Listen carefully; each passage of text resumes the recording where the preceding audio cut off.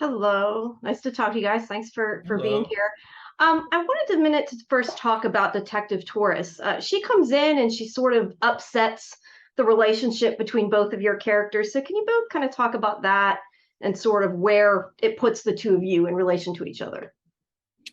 Well, I think she comes in no holds barred, um, business as usual, and whether she is just oblivious to it or she just doesn't care, she completely upsets the apple cart between the two of us. And I don't even think, um, Corey, I don't know what you think about this, but I don't even think Sheriff Mike realizes how much No, she's upset the apple cart. He's just thinking more, I think, about like his reaction to her, like, who is this person?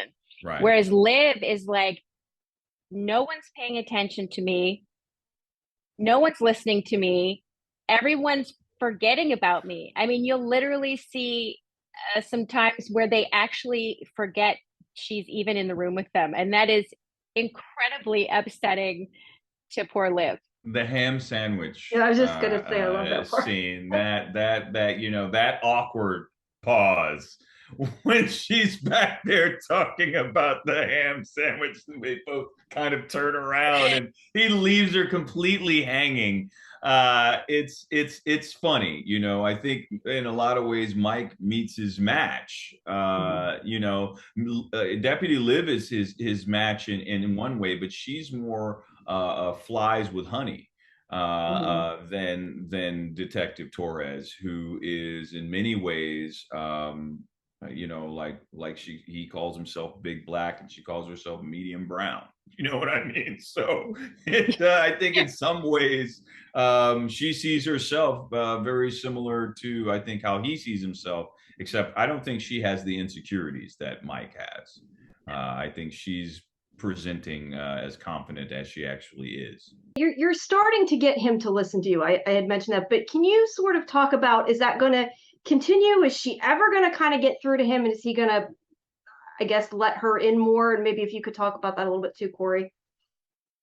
Liv? I I think she is going to be able to get him to listen more.